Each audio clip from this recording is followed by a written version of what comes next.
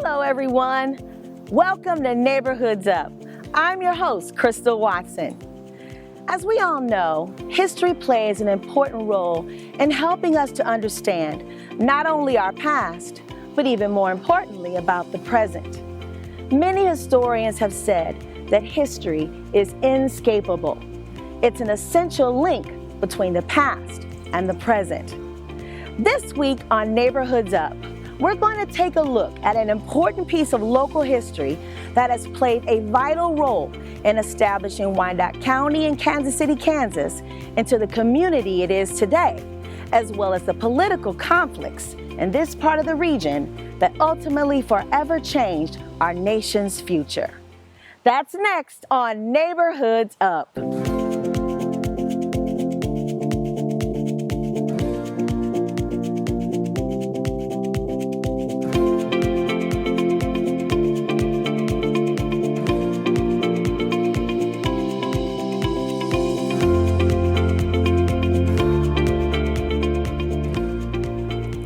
In the next 30 minutes, we're going to talk to several people who are going to take us on a journey back into time to 1856.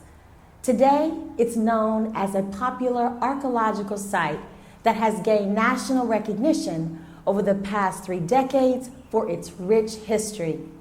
In 2002, it was designated an archaeological district on the National Register of Historical Places. In 2008, the overlook structure was built with funds from community development. And in 2019, it was designated as a national commemorative site. The place we're talking about is the historic Quindaro town site, also known as Quindaro Ruins. This area was once a thriving port of entry inhabited by immigrants who were also abolitionists trying to help secure Kansas as a free territory. Abelard Guthrie is credited as the founder of the town site and named it after his wife, Nancy Quindaro Brown. Joining me is the Principal Chief of the Wyandotte Nation of Kansas, Miss Janet English. Welcome, Chief Janet English. Oh, it's a real honor to be here and a thrill to actually welcome you to the exact spot where my great-great-grandfather and grandmother's allotment was when we came to Kansas in 1843. And I am the 5th great-granddaughter of Chief Tarhe, who signed the Treaty of Greenville. So our people have been active in local politics, you might say, for centuries. So tell us a little bit more about your family. How did they contribute to the Quindaro town site? I think principally, I always go back to the land, overlooking this beautiful place in the river. How did people settle here? Mm-hmm. And in our case, we were given allotments after the 1855 treaty, which all of the Wyandottes received allotments. And this was part of my grandfather and grandmother's land. And I believe it went approximately from the end of the street down here until Leavenworth Road, an eastern strip of that. And so when you say the street, all the way down the overlook to the river? Well, at least until Levy Street, which of course we know that the levee is a very, very important part of Quindaro. So we know also that Nancy Quindaro Brown Guthrie was a very important part. I mean, we got our name from her. Can you tell us what connection she had to all of this? Yes, I really love the fact that Quindaro, Nancy Brown, actually her name was used because although John Walden, who was the editor of the Shindoan, made the very apt observation that a bundle of sticks all together is stronger than just one stick together. But actually for Wyandotte women, going back into history, you find that unlike your heritage, which is Cherokee and had a written language, ours did not. And so the treaties and the councils were commemorated with a bundle of sticks. Each agreement was carved out. That bundle was preserved, later made into wampum. And a person who would be given that name would probably be someone who the mother and father hoped would be a faith keeper for the agreements and for the history and culture that were hers. So what happened to the town site? Well, the town site... Because it became deserted. Well, it certainly did. We were brought into Kansas at a time when it was literally ready to explode into a war zone. Wow. As you know, the border wars were incredibly violent and difficult. Mm-hmm. In 1861, it was probably one of the most brutal winters that was ever recorded. In fact, legend says, and I think Marvin actually tells about that people could actually ride horses across the Missouri River. Mm. During that time, because the people of Quindaro, for the most part, including my family, were members of the Methodist Church North, which in Ohio had been definitely against slavery. In fact, on our reserve up there, we had a place called Negro Town. And it was where the freedom seekers going to Canada could find a place of safety and refuge. So when we had when we met down here and chose the land or got the land, we looked at the land itself, the ability to keep the crops that we were used to growing, to raise sustenance agriculture as well as animal husbandry. We had a lot of the same types of games for children. We produced gallons and gallons of maple syrup, which was part of our heritage as well. So that's really interesting because I think it's important that our residents understand the history here. So why would you say it's important that our residents know more about Quindaro? I think it's vitally important because these are not old issues. These are not, yes, they're old stories, but they're stories that could resonate with so many cultures and communities today. People who have found themselves in terrible strains through diaspora or forced removal. And we hope that rather than taking an attitude of being victims, we can offer encouragement and help tell those stories, to discover them, so that people might find little kernels of wisdom about how to deal with, or not to deal with, the challenges that they're facing today. So, in our final closing, what would your hope or desires be for the future of Quindaro? I hope that the stories will be told, all of the stories. I think every group has very valuable information that can be brought forth. Who are our people today? Wonderful. What are their families' experience? What about the multi-generational grief and depression that unfortunately follows so many people, and how do we get past the fear to embrace diversity and widen a circle of inclusion? I love that. Embrace diversity and widen the circle of inclusion. And that can only be done when we establish rapport. Wow. I appreciate you so much for being on the show. It's my privilege. You guys, this is Chief English. We want to thank her again for being on the show and sharing her family history and the history about Quindaro Townsite. Your story is so important for our community, and it helps us understand our collective past here in Wyandotte County. As Chief English mentioned, the townsite provided a port of entry for runaway slaves from Missouri into Kansas. Now we're going to take a short journey a few blocks west of this current location to visit the Reverend Stacy Evans, pastor of Allen Chapel African Methodist Episcopal Church. She's going to share some additional background on the settlement of African Americans to this residential community and the vital role the African Methodist Episcopal Church played in helping to keep the town site alive following its slow decline towards the end of the Civil War and violent confrontations between cities in Missouri and Kansas. Hello, Pastor Evans. Hello there. It's so good to see you. Good to see you too. So, we're here in Allen Chapel. How are you? I am very well, thank you. Yourself? I am fabulous. Good. So, we're here to talk about the Quindaro town site. But I first want you to tell us a little bit about Allen Chapel. Awesome. Well, Allen Chapel is 149 years old. It's been in this particular spot for about 100 years, and once upon a time was actually down in an area they call Happy Hollow, which is where the slaves actually escaped to. A lot of people think that the slaves just meandered down the main drag here at 27th Street, but the truth is that there were still slave catchers looking for them, and they were very happy to make it to Kansas, but not on the main drag, further west that way, and they called it Happy Hollow because they were happy to be free. Oh, I love that.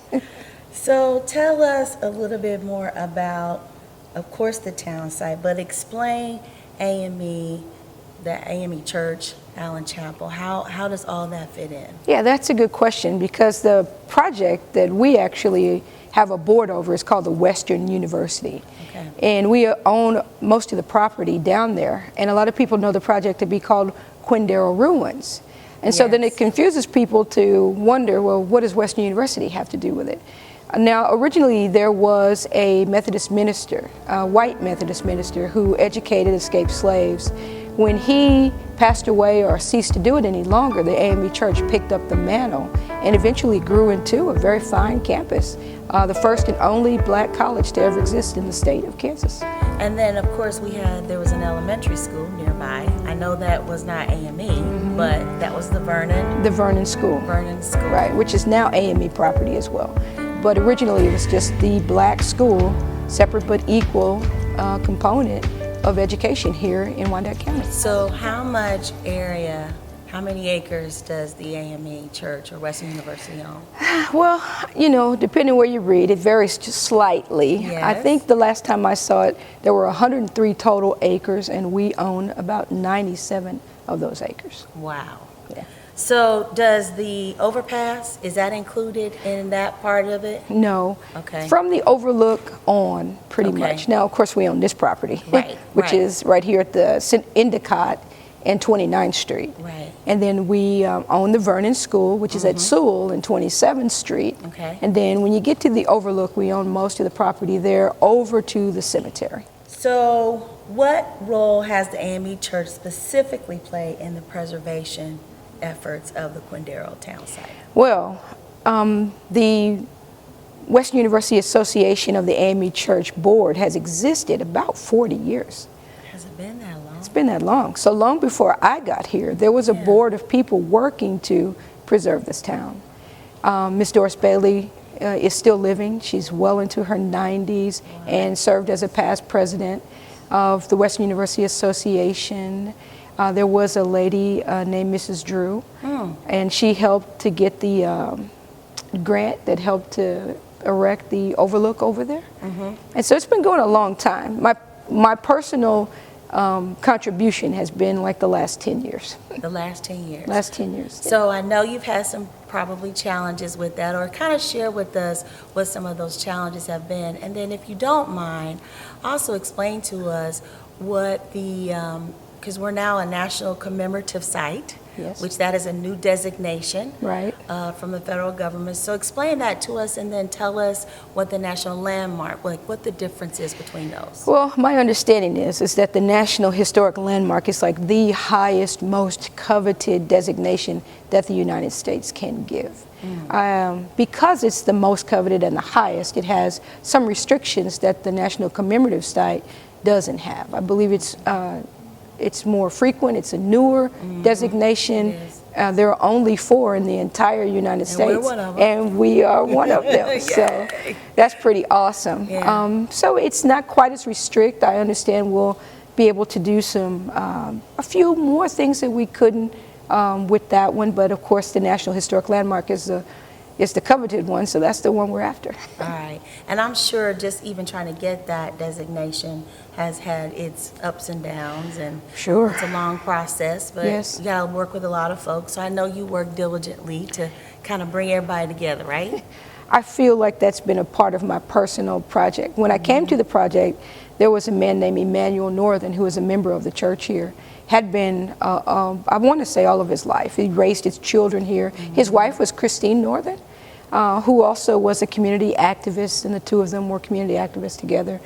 Western University Board, like I said, has been around 40 years. There's so many names associated with it.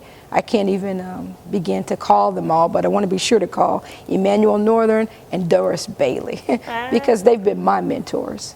So our holding it together has been a little challenging.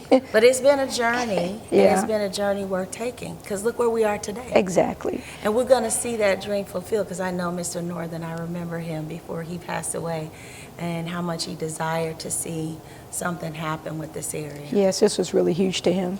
And so back then, they didn't all get along all the Right. time.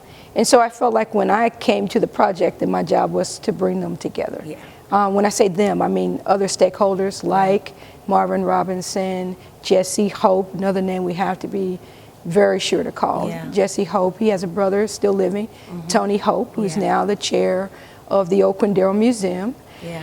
and the Wyandotte Nation, and the Unified Government, and the AME Church. Absolutely. So I feel like just being, you know, in some ways it wasn't so much what I did, it was what I didn't do. Just trying to, because of the history that the AME Church had played, and I always like to point out a very brief thing. So everybody knows about the landfill, and that the AME Church, they say, were the ones to sign with the landfill company. The more I investigated and the questions I asked, it really was just one chair of the board who they say did it without the full disclosure of the entire board. So the board is saying they didn't even know anything about it. The AME Church knew nothing about it. And so it became a big lawsuit that lasted, from what I can tell from reading all the history and the court case files, like 10 years.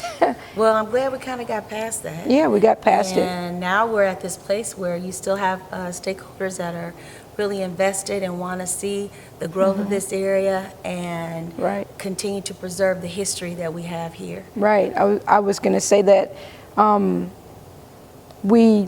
it was just a small blip, 10 years in a 40-year history. Right. And that is one of the things I feel like I personally, have to keep reminding people.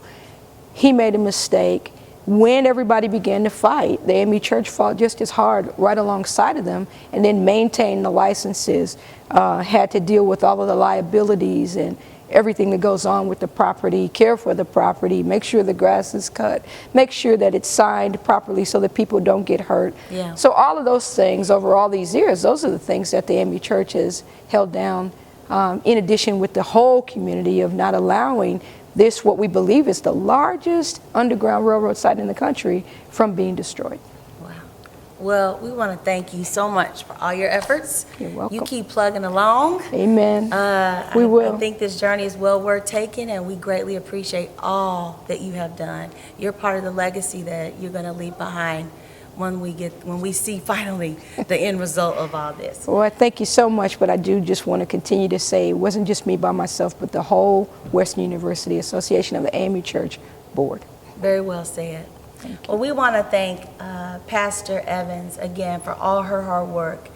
We also want to thank her for sharing with us the role the AME Church played in keeping this community alive during its decline. Now, we're not done yet.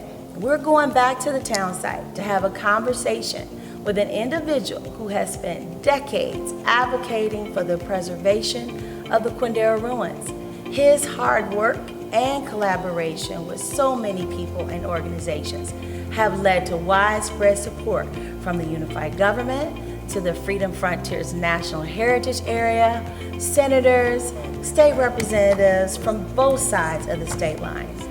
So up next, we're going to talk to Marvin Robinson. That's a long story in itself, but I actually got free reins to get tremendously involved when the Kansas State Supreme Court had approved the site to become a toxic waste landfill in May of 1987. It was either the 17th or 19th of May of 87. And I'm like, the first place I went to was the Call newspaper because I had known Marie Ross from a couple other projects that I had worked on.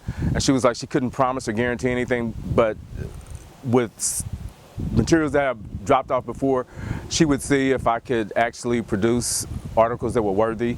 And that went on from 1987 all the way to 92 with weekly guest column in the Kansas City The Call paper, and also a variety of other press releases throughout the Kansas State Globe at the time, and the Kansas City Globe, and of course the Kansas City Star and the Kansas City Times UPI. We had an office here in the Associated Press, and then the local news media were dropping off continuous press releases about the threat to the historic heritage of the area, even though they said that it wasn't anything here because of the places and things that I had done, even if it was nothing but a tree and a shrub that the fugitive enslaved peoples had touched ground on, was important enough to save. And then they came up and said it was the Pompeii of Kansas, and I was like, okay, Pompeii of Kansas, being out of the Church of God in Christ, I thought Pompeii of Kansas.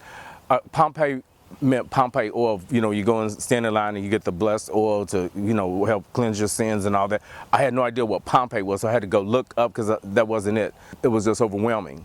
The lawyer for Browning Ferris Industries at the time, he said that your people are free, and so the site has no historical value. You all are free, and so what difference does it make if we make a landfill out of it?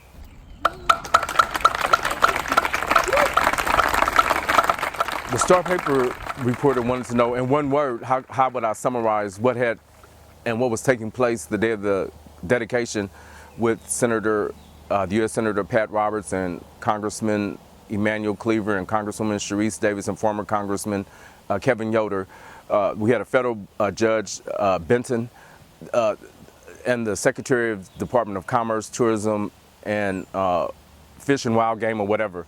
The platform was mimicked and set off of a deceased medical attorney, medical doctor here in Kansas City, Dr. Gerald Lee, who was big with the Missouri Medical Society and National Wildlife Federation, because one time we had a hearing in Topeka. You know, we had so many hearings, we don't know how many hearings and subcommittee hearings we had in Topeka. But when he was able to recruit both the Missouri Medical Society and the National Wildlife Federation, they were like, you don't get to testify.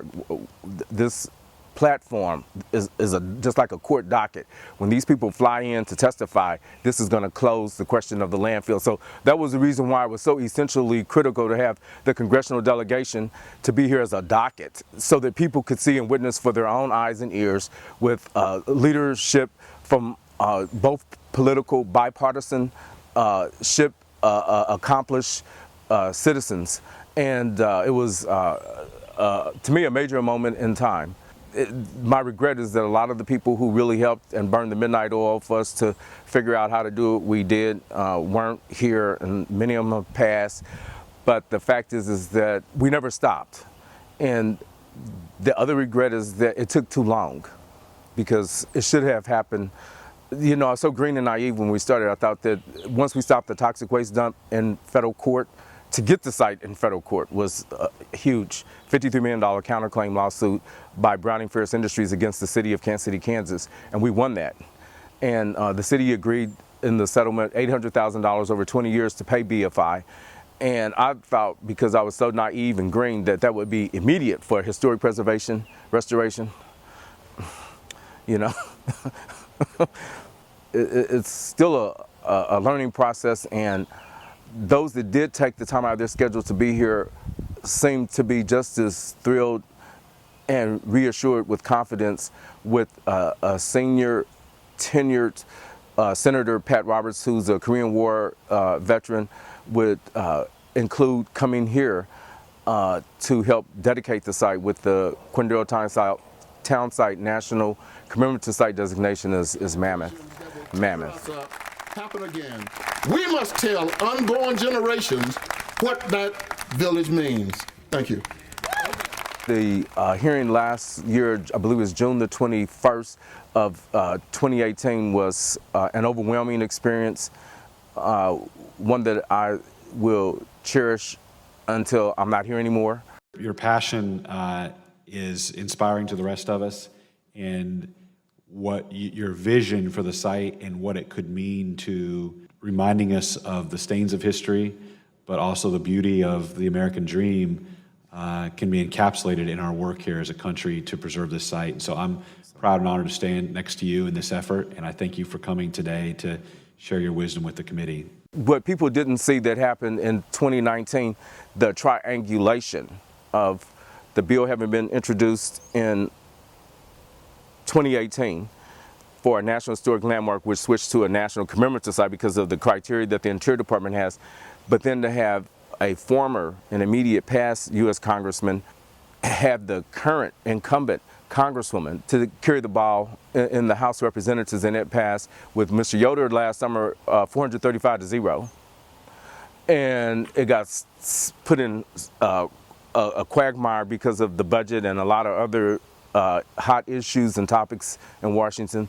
And then when Senator Roberts had gotten the bill passed 92-8 in the United States Senate in 2019, we needed to have the new Congresswoman to consider.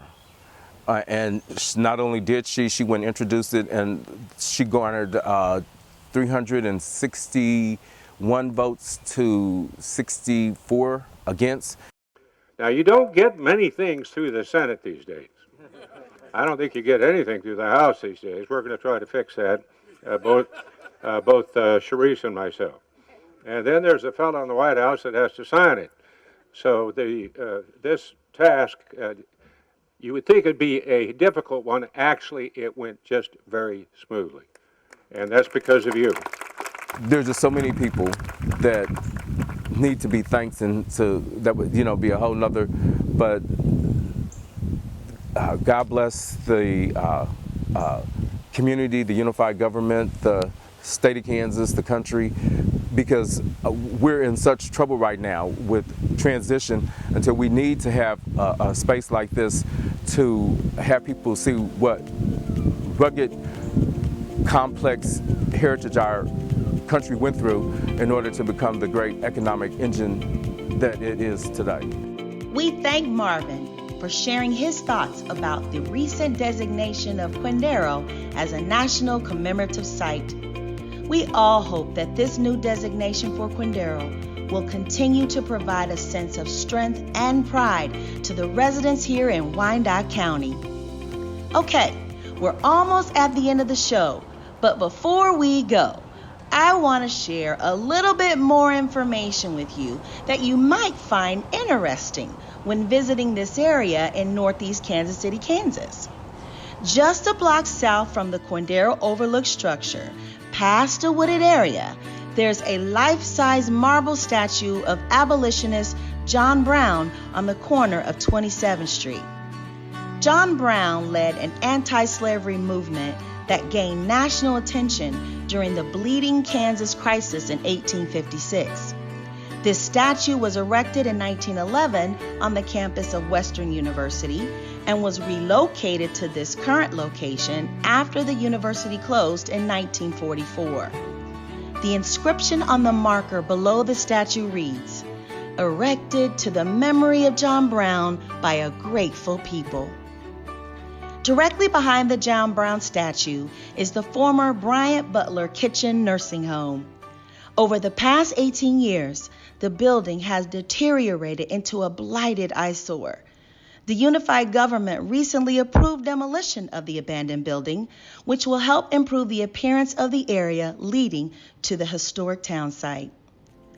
Directly across the street is the Vernon Multipurpose Center, which was formerly known as Vernon School.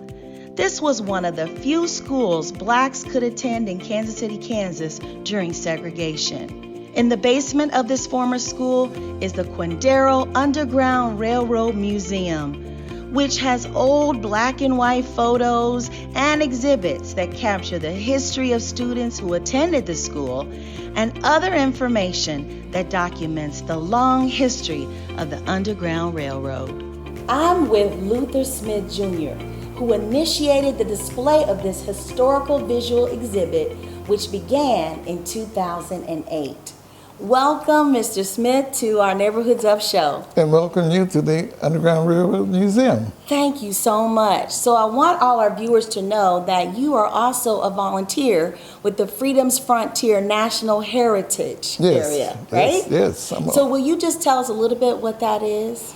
Well, Freedom Frontier is an organization that deals with historic museums and different lands and stuff, throughout we have 29 counties in Kansas and 12 in Missouri. Awesome. So it's a big area. Well, you have really made a significant impact with them because you won an award, and I want to make sure we all know that you received an award from the Kansas City, Kansas Convention and Visitors Bureau. Yes. And what was that award? It was for hospitality. Hospitality Award, so congratulations. Thank you very much. I was really surprised when they called me, but I really appreciate it. Well, we appreciate it. And I was blessed to get it. Well, so I want you to tell us about the museum and what people will see when they come here. Okay, the Underground Railroad Museum, well, Mr. Northern started in about 2000. He started gathering up materials and stuff. But then in 2008, he asked me if I wanted to be the director of it. And I came up and there was a lot of stuff in boxes, and I framed up a lot of stuff, and I'm still trying to get a lot of pictures of people that used to live here in Quindaro. And I want to, show that Quindaro has a lot of history. So I noticed that there are a lot of photos and pictures. How have you been able to get this? Are you getting this from people who used to actually live here, or the family descendants of those who lived in the Quindaro town site? Yes, that's where I'm getting them from. But a lot of seniors are gone nowadays. But it's just a thing that I'm still getting a few. So I think you said this, but just to make sure that our audience knows, the museum primarily focuses on the Underground Railroad, or does it focus more on the Quindaro town site? Well, both. Okay. Yeah, That both, works. because I want to get as much.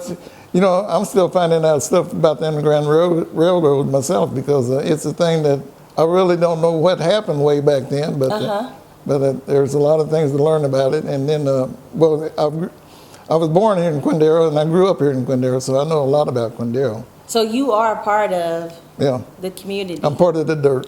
You're part of the dirt. That's a good one. So with that said, let me ask you this. I've always wondered, is there really a tunnel or not? Did we just say that there was, and when we talk about underground? Down in the old brewery, which is right down the hill from the cemetery, there is a cave in the back of that old brewery, and we're not sure if there was a cave that went all the way to the river or not. Wow. But they've got equipment now, so KU and K-State's got some equipment, and we're going to see if they might be able to check it out for us. Oh my gosh, I want to be there. Yeah, I'd love to see that. So can you tell us, when is the museum open, and how can folks know more about it? Well, the museum's open every day from, I'll say 10 to 1, but you can make appointments, and I can meet a person down here within 10 minutes. I live out on right off Leavenworth Road, so I'm close, and I just enjoy showing it to people, because like I say, Quindaro's got a lot of history to it. Yes, they do. And like we had Western University out here, and it was the only black university west of the Mississippi for a long time. Yes.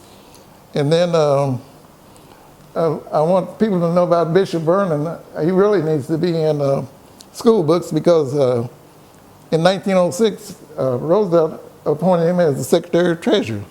Wow. And his name is on all the money between 1906 and 1912.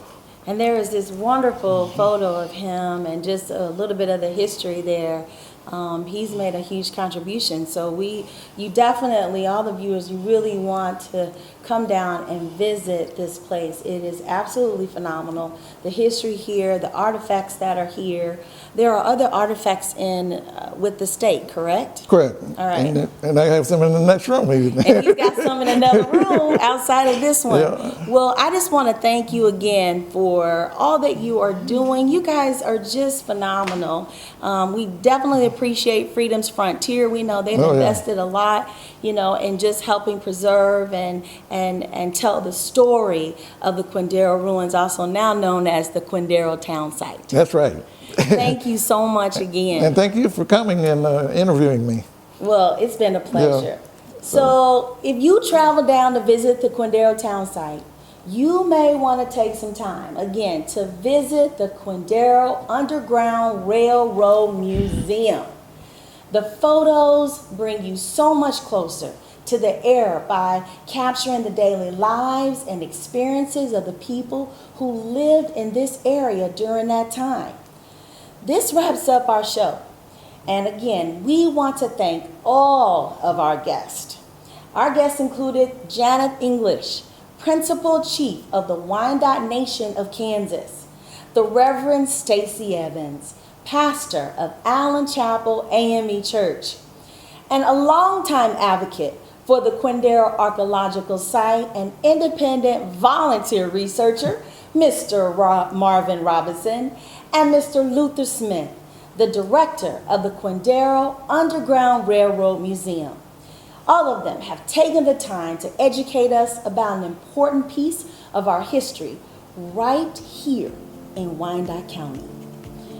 The show, Neighborhoods Up, is part of Mayor Alby's initiative to focus on resources that will help improve the quality of life for our residents.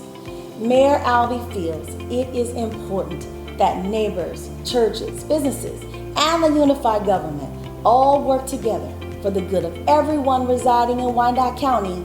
And of course, the Quindaro town site is one of many examples of this initiative.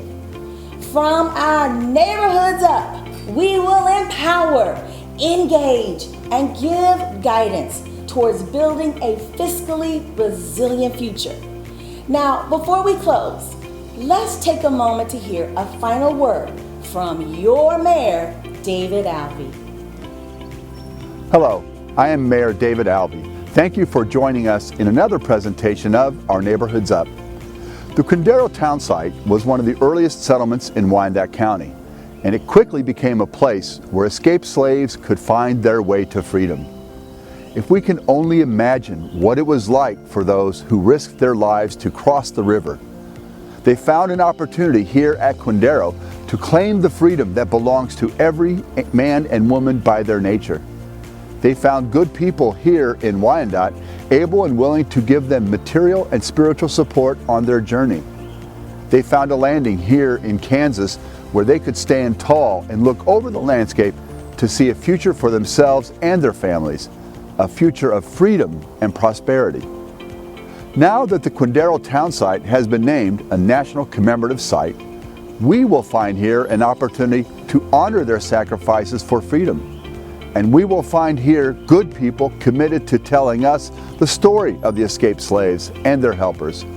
And we will find here a landing that allows visitors to stand up and look over our landscape and see a future of freedom and prosperity. Again, thank you for joining me in our Neighborhoods Up. Thank you for watching Neighborhoods Up. See you next time. This has been such a privilege and such a sacred moment to be here on this land where our ancestors had such hope and dreams. And one of the most important things is that we brought our faith with us.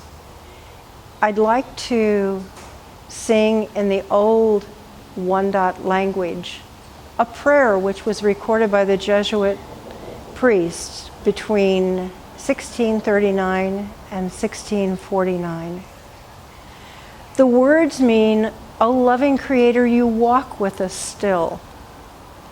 Thank you, thank you, many thanks. He is born, you are with us. Thank you." Si sta iona he, sa shi windeo, sta iona he, dewink, yuska, dewink, yuska, dewink, Jesus atonea, dewink.